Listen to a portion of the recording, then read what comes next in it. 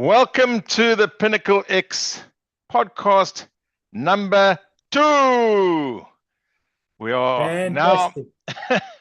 now moving along the journey, and so exciting, guys. I've got a wonderful guest on today, and a man who loves people, a man who actually is a normal guy, a man who loves sport, a man who loves his family, a man who is a proper South African, a man who has done well in business, a family man.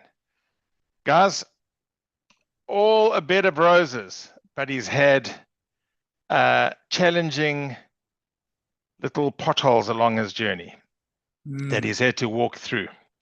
And we're going to not give you the doom and gloom today. We're going to give you a story that is wonderful and hopefully will resonate with all of you out there. And his name is Gideon Basson. Gideon, I just want to welcome you, my friend, to the second PinnacleX podcast. And I am just so chuffed and privileged to have you on here. Thank you, my friend, for making the time. Yeah, Doug, thank you so much for the invite. This is always great to hang out with like-minded people like yourself. And, I'm happy to be involved in episode number 2, but may it be episode number 200 very shortly. And all of the best for your future as well with your endeavors and how you are changing the world with your magic. Thank you. Oh, thanks so much, man, Gideon. Thanks so much. So because we have a short, I like these podcasts nice and short, mainly because of, I know there's lots of people out there like me that can't concentrate for too long. We like it nice and short. I'd like to dive straight into it, if you don't mind. Sure, no problems. So off the cuff, I mean, your journey, and this is what we're going to go into now when we say the doom, but it's not the doom. But your journey of being diagnosed with your first tumor, can you start there and tell us, just start there. I'll let you take it from there. Yeah, you know what, Doug? The interesting thing for me is, being in the health industry and having built my business and my livelihood and everything that I am, my identity in the health industry for the last 26, going on 27 years, has been really extremely fulfilling. It's been an opportunity to really give back and to share and to help people develop. So many times they come to you and they want to maybe improve their health, but at the same time, they also need to look at maybe their mindset and, about how they do many other things in their life. So 2 years ago, I was rushed to hospital and they didn't really know what was wrong with me. I had these terrible headaches and it was consuming my life, and finally got to the hospital, got to the ER, they did a scan and they discovered I've got a brain tumor. So, first of all, me being in the health industry, you can just imagine, I never thought something like that would ever happen to me. The first rule of thumb of being in the health industry is you need to be healthy yourself. You need to live a lifestyle where these sort of things don't happen to you. You are sort of invincible. And you look very healthy to me. When I look at you, you look very healthy compared to what I look like. Thank you. So it was the first blow for me was, why me? Why on earth is this happening to me? And then, secondly, what happened was your identity is questioned, because all of a sudden, you talk to people, you say to them, well, I had a brain tumor. And they're like, well, all this health advice that you've been giving me over the years, I need to put a question mark next to that. So there was this whole thing about, do I still fit into that identity? Do I still, can I still contribute in the same capacity? And it was this massive change that happened in my life. It was really a massive shift, not only for me, but also for my family and my wife. And people started treating me differently. They started putting me in a different basket, and they started, they started treating me differently. But anyway, so back to your question. So what happened 2 years ago? I got this brain tumor, and then they said they need to immediately operate on this because it's life-threatening, and the thing has got its own blood supply and it needs to be removed immediately. So I went in for a 7.5-hour operation. Came through that. Thank goodness for that. Thank to everybody's prayers and the man upstairs that obviously I had a different idea for my life. And it took me a good few months just, to get back into the swing of things and to back into sort of a routine. And slowly but surely made the progress, recovered from the surgery. But I still had problems with my eyes. So I started going to different, occupational therapists. When you say problems with your eyes, were you actually losing vision? Yes. So the way I knew that there was something seriously wrong is, before I went to hospital, I would open a door, but then I would walk straight into the door. I would not see the door. Sure. And then I realized there was something seriously wrong. So by the time I got to the hospital, it was even worse. And then when they did the scan, they said, well, this tumor sits right there where your, all your touch, feel, see, everything is located. So it could be that it's the tumor that's affecting it. So after the operation, I thought, I have a chance of it coming back and being restored fully. But then my eyes did this. They completely switched. Sure. So I saw everything double. Terrible, nausea. I got a few friends. I got a few friends who do that on a late Saturday night. Yeah, and mine wasn't even due to that. It was all because of this thing. And then they did the operation. But then what I realized was that I had no peripheral vision whatsoever. Nothing on the left, nothing on the right, nothing at the bottom, a little bit towards the top. Started going to occupational therapists, went to a neuro-optometrist. They did all the tests on the planet, and then they realized that, the nerve was damaged. I then said, okay, well, I'll come back in a few months' time and do another test and see if there's something different. And then when I went back, it was actually worse off. And the guy said to me, there's something else wrong here. It can't go this bad in such a short space of time. And then I went for my annual checkup, and they discovered a second tumor. Oh my gosh. Yeah. And how did you handle that emotionally? You know what, Doc? It was I sat in the doctor's office and I said to him, "It's not a problem. It's it's just what it is. It's the cards I've been dealt with. What can I do? I can't sit and cry about something that happened in the past.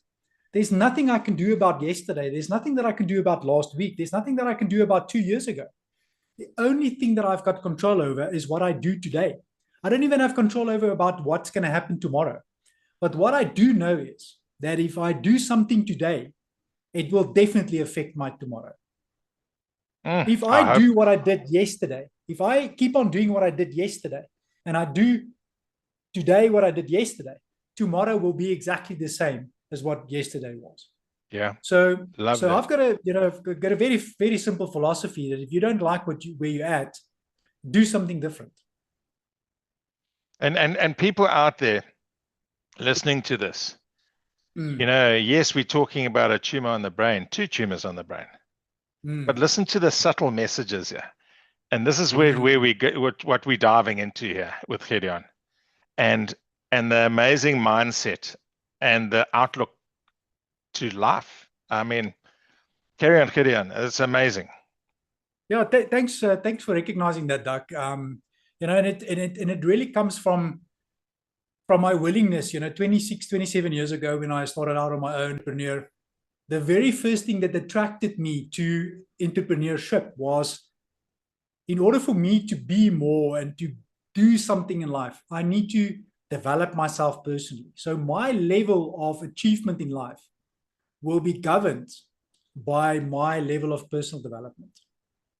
And, I think if I can maybe leave that with your audience as well as a little bit of a nugget, that things is going to happen to you. It doesn't matter, you can. Doesn't matter how much money you got in your bank account. It's going to happen. It's going to happen. Yeah.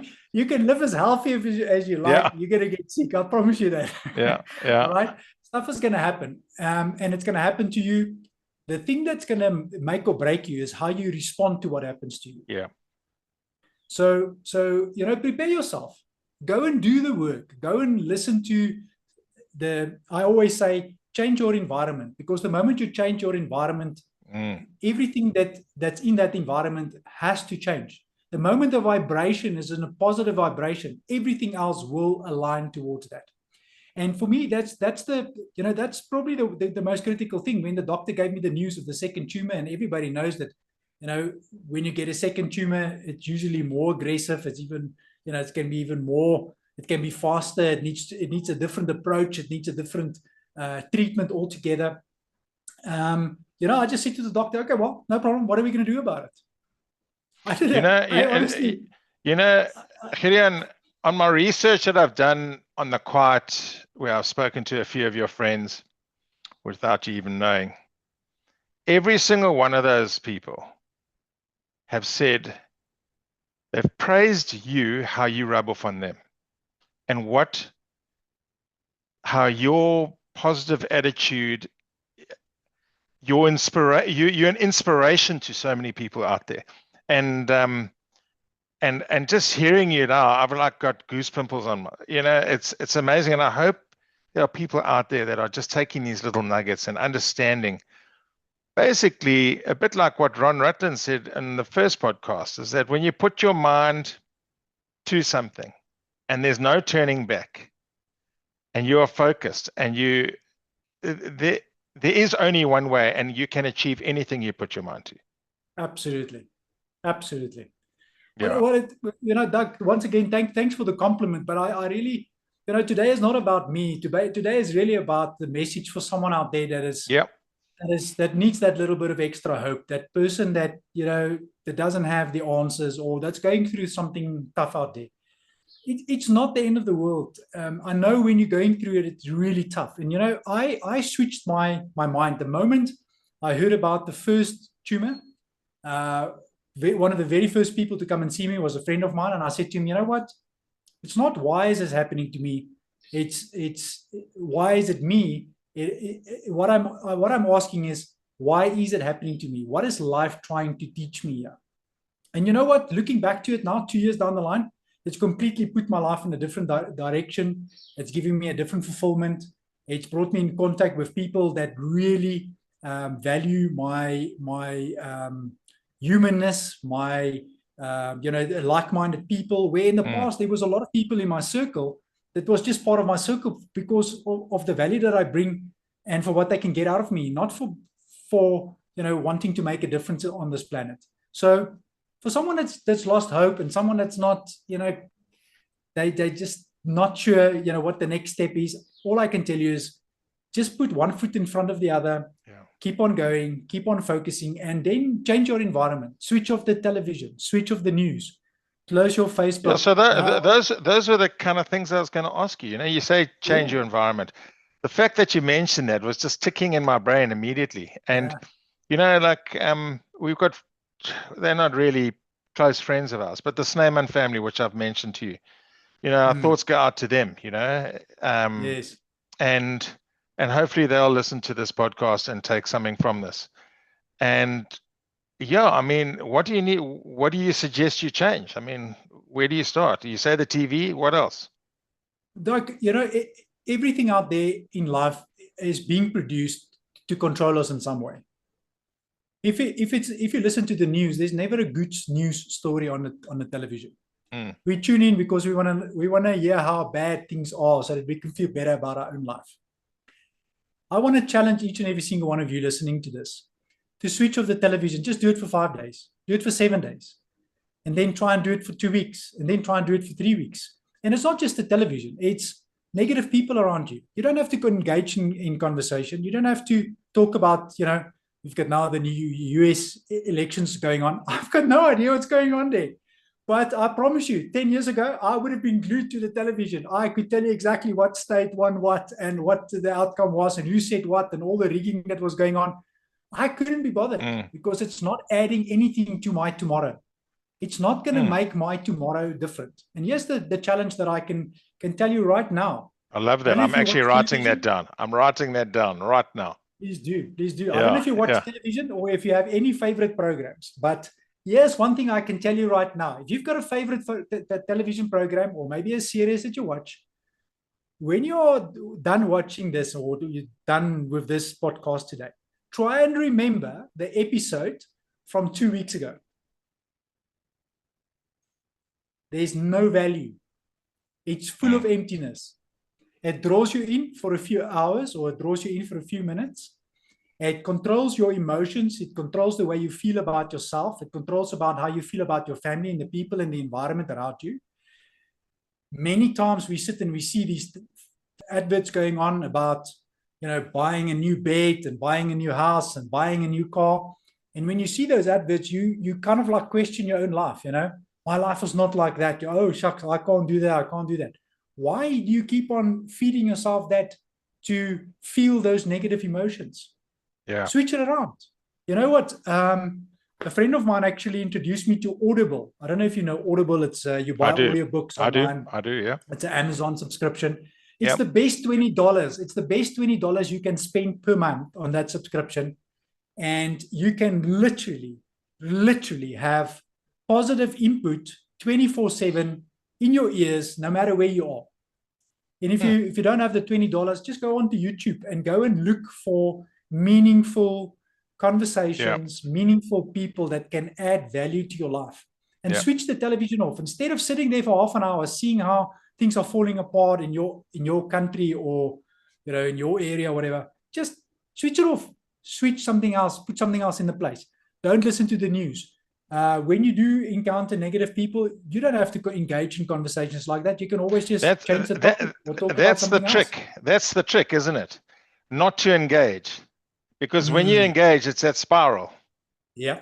You get involved and it brings you down at the end of the day. It's nothing, nothing positive. The moment you engage, you've got an opinion. And the moment you've got an opinion, someone else has got an opinion. And then you challenge their opinion and they challenge your opinion. And you know what? The more you think about something, the longer the thought lingers, the more it will control your thoughts, your emotions, and your emotions is what ultimately brings your actions and your reactions.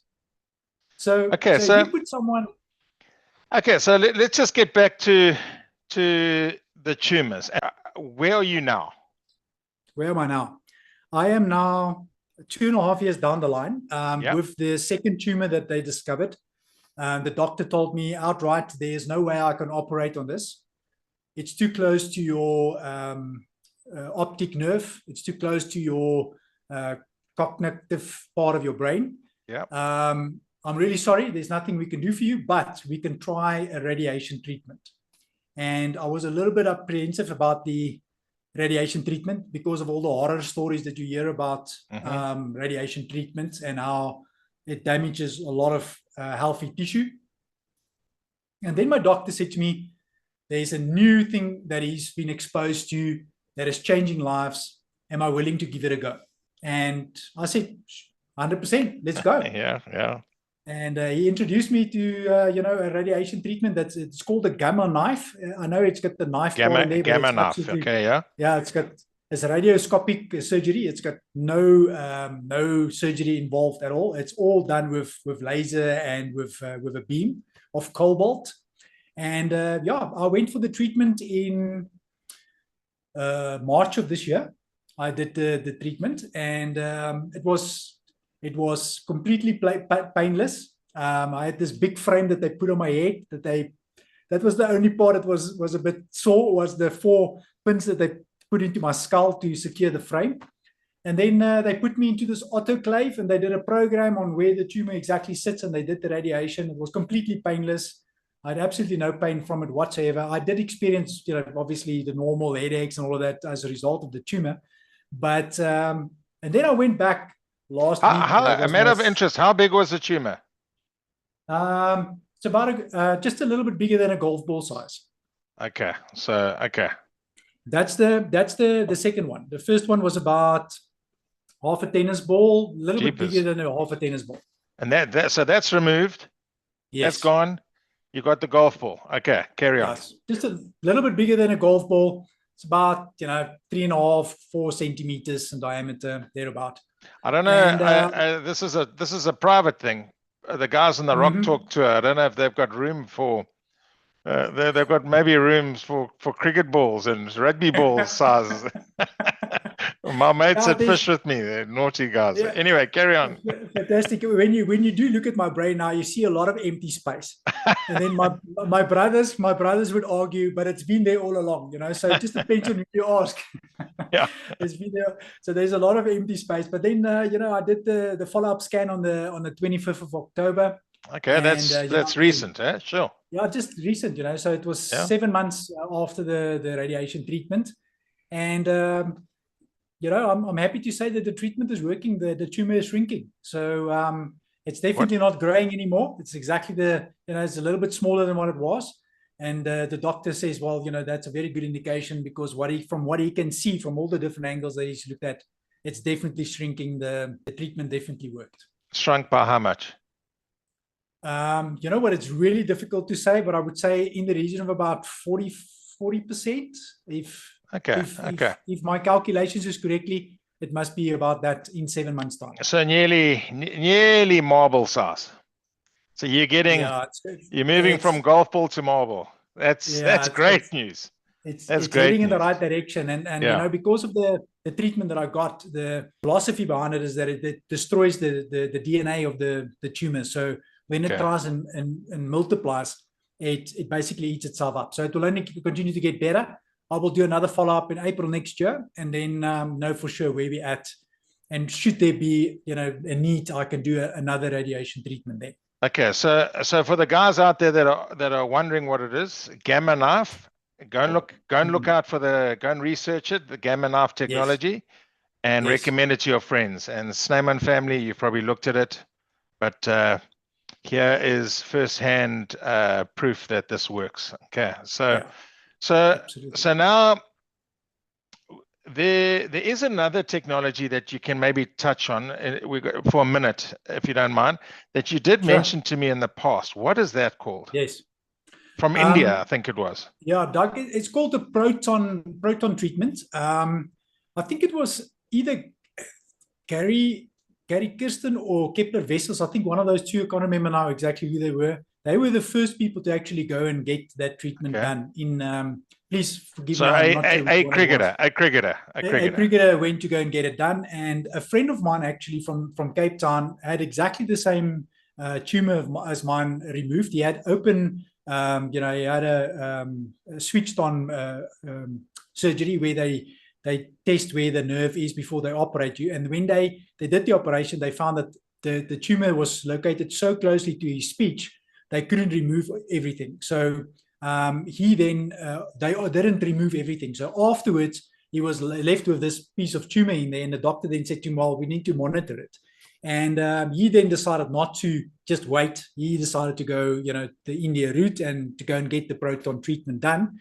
And so it's from what I understand and from what I've looked at and what he's explained, it's more or less the same as the gamma knife. It's just a different type of radiation that takes place.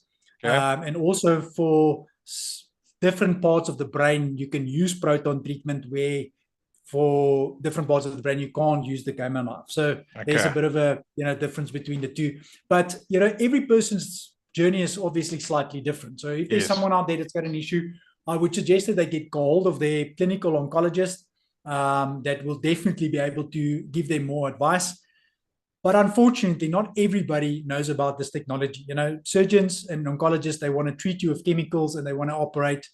This is a non-invasive.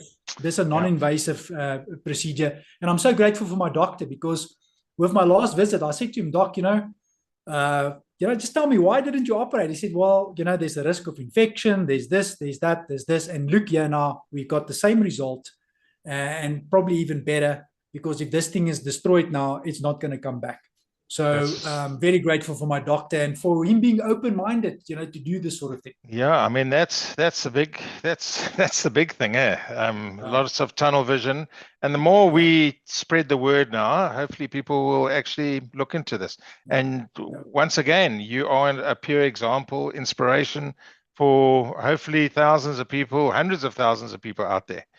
So, thank you, coming to the end of our little chat here. What are some, reflecting back on your journey, because you're an incredibly positive person with a great mindset. As I said in the very beginning, a normal, happily married person. Okay. Love your sport, which is a good thing, especially in this household that I live in. But what advice could you give people out there coming from your journey? You know what, Doug? First of all, I want to say from a health point of view is, you can't put your head in the sand and say you didn't know about something. I would say, do your best every single day. My wife, we both, we have this philosophy about we want to age gracefully. We don't want to be old people. We want to be 100, but we want to look 60. We want to be an example, and we do that with everything. And we really try to, we have balance in our life. We don't just do, health. We have balance, and I think that is the biggest thing that I want to share with you is, here it is. How you do one thing in life is how you do absolutely everything in life. And let me put that into context for you. If you pay attention to your health, and you do what you can do in terms of your health, and you keep the balance in your health and the way you eat, the way you do things. I always say eat right, move right, think right, eat right, move right. If you do that correctly, one area of your life, it will show up in another area of your life. It will show up in your finances. It will show up in your relationships. If you have a positive attitude in your finances, it will definitely present itself in your finances. It will show up in your health. Everything is connected, and everything is a percentage of everything. So don't fool yourself by thinking, well, I'm going to just, do this little thing here. Nobody's going to notice. Nobody's going to know about it. I'm going to do it in private. Not going to show up in public. You'll be surprised. Whatever you do, how you do one thing, it will have a knock-on effect on absolutely everything in your life. And it might not have that immediate impact, but somewhere along the line, it will show up. And just, take responsibility for where you're at. Forget about yesterday. It's gone. Tomorrow hasn't happened yet. The only thing that you've got control over is what you do today. So listening to this podcast, you've got a choice. Switch this podcast off and go and lay in the bed and do nothing. Or if you wanted to get into an exercise program, why don't you put on some tackies and go and walk around the block? Even if it's just that one thing that you do today, and tomorrow you do maybe a few 100 meters further. And maybe, instead of buying that sugary treat every time you go to the shops, maybe just replace it with something else this time around. And next time you try and do better. And next time you try and do better. You just do 1% better every single day. After 100 days or after a year, you're over 37% better. Wow, that's mind-boggling if you can think about that. Yeah. You can be a completely different human in 2 years' time. And your body replaces itself all the time. Your brain replaces itself all the time. So if you keep on changing the input, you're going to be a completely new human. And if that's what you're after, I think that's just, I mean, to be frank, probably everyone knows that, but no one puts it into practice. Correct. And like you say, hopefully if you're listening, you'll make the right decisions. That will give you that extra 1% a day. I mean, it's as simple as that. So,